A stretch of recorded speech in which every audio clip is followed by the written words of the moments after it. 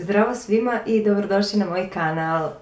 Kao što možete u naslovu da vidite, ovaj video se zove novogodišnji haul i ja sam rešila da podelim to sa vama, pošto je moja mama pre par dana bila u Beču i onda mi je nakupovala tu neke stvarčice i prijatno me iznenadila, moram da priznam. Dobro me poznaje, jel te? I hoću to da podelim sa vama. Nadam se da će vam se svidjeti sve to. Pa da počnemo. Dakle, da počnem. Ajde, dotici čizem. Pošto ja tu uvek kukam da nemam šta da obavim, kao i većina žena, ona mi je kupila ove cipele. Naravno, još nisam skinula etiketu. Kratke čizmice, ovo je ona brown boja. I malo su mi drugačije, odnosno čudne, zato što ja uglavnom imam crnu obuću ili sivu. I onda mi je malo ovo drugačije, ali mi se baš sviđaju. Dalje, dobila sam ove crne čizme. Ništa posebno. Klasični su, samo što imaju ove kajšiće ovde. To. Ništa posebno. Šalim se, mama. Dalje, od tih nekih većih stvari, dobila sam i ovu torbu. Pošto ja njoj stalno kukam da mi kupi neku torbu i nikada isto ni torbe nemam. Torbe, cipele, to nikada nemam. I onda je ona rešila da mi iznenadi sa jednom ovakvom sivom. Znači, ovde ima ovako se otvara, na ovaj kao magnet. Kožna siva torba u kojoj može da stane, ne znam, Boga piti šta ne sve, čovek još malo. Znači, ovdje imam jednu pregradu i i ovo se isto otvara i ova se druga strana isto otvara. Vidiš, ovo nisam videla. Ovdje ima kao deo za telefon. Ogromna torba. Odlično. Boja je sivkasta, mislim, možete i da vidite. Upam gluposti. Dalje, dobila sam ovu tuniku. Belu. Mnogo je mekan materijal. Ova kragna ovako ide preko ramena.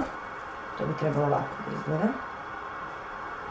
I ovdje ima kao ovaj rajfušlus, koji kad se zatvori, kao da se dobije maša. Baš je simpatično. Dobila sam farmerice. Ovi mi se najviše sviđaju samo zato što je taman Teksasa, ja volim taman džins u Teksasu. Klasične farmerice, ove nogavice su uske, jer ja tako volim. I jedne isto tako samo svetlije.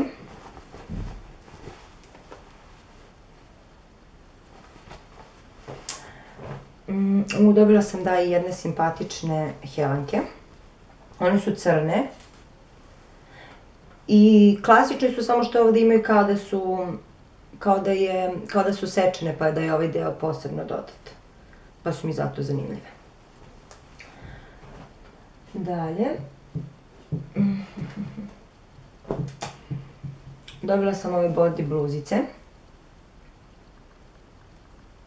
Mislim da milion ovih da imam ne bi mi bilo dovoljno. Ono, može se sačin da se kombinuje i mislim da sve idu. Zatim ovu. Ova ima kao 3/4 rukave. Baš je cool. Dobila sam takvu i sijevu, samo što sam je nosila pa je ona bačena za pranje. I ovako jednu običnu belu. Next. Da, dobila sam ovaj šal. On je ovako malo žućkast i kao da je pleten. Mislim, nije pleten, ali eto, tako izgleda. I njega nosim ovih dana, baš mi je super.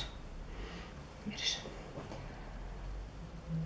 I uz to, ovu kapu belu, koja je baš cool.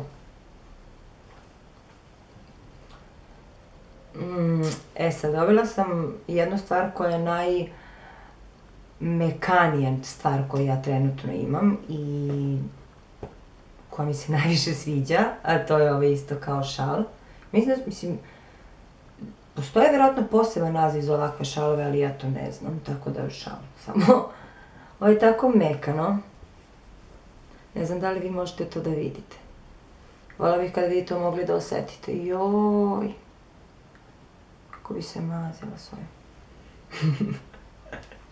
Predobro.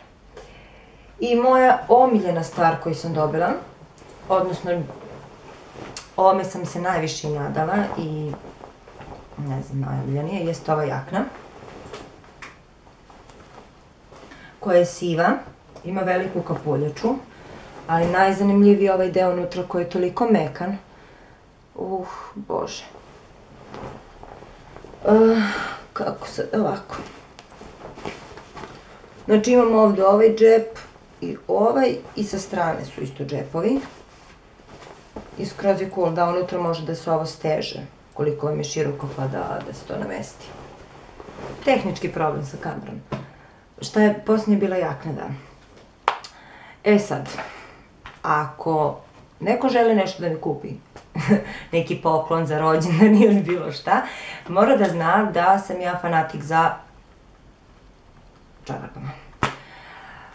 Obožavam čarape, obožavam i kad god me neko, sestra me inače često ono kao imaš nešto posebno što želiš za rođendan i drugarice i uvek pričam samo čarape i čarape, znači ono bukvalno su u fazonu molim te Milena više.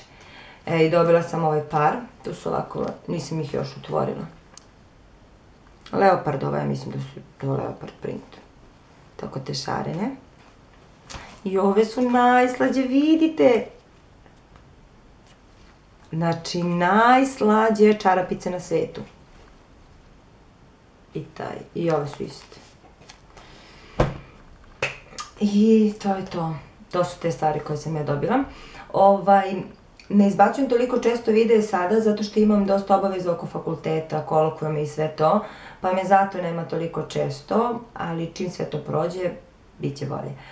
Lajkujte, komentarišite, prijavite se na kanal, pišite mi da u komentarima šta želite da vidite, voljela bih da znam i družimo se uskoro. Ćao!